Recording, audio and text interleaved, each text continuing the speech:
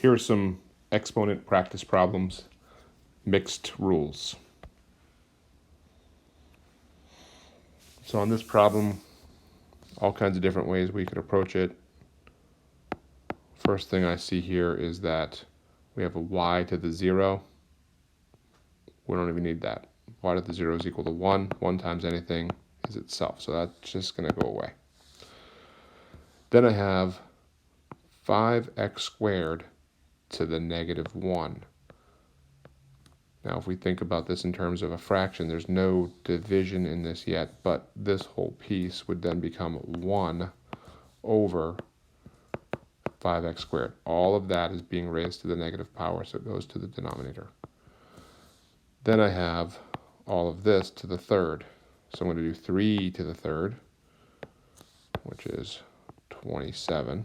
I'm going to do x to the first to the third, which is x cubed, and x to the fifth to the third, which I'm multiplying the 5 and the 3 to get 15.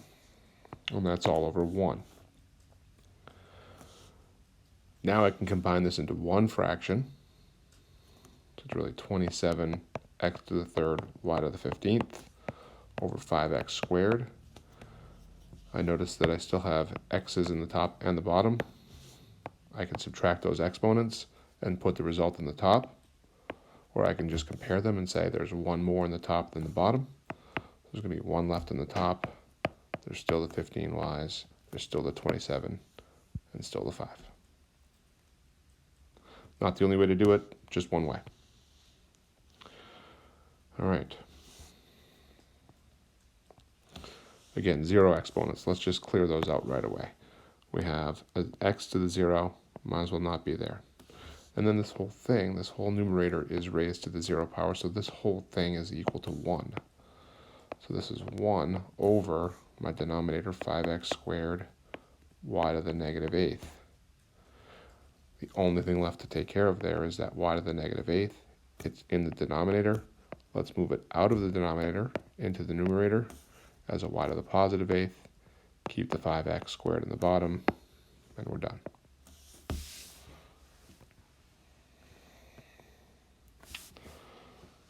Oof, look at this mess. It's really rough looking until you see that it's all raised to the 0 power, so all of this is equal to 1.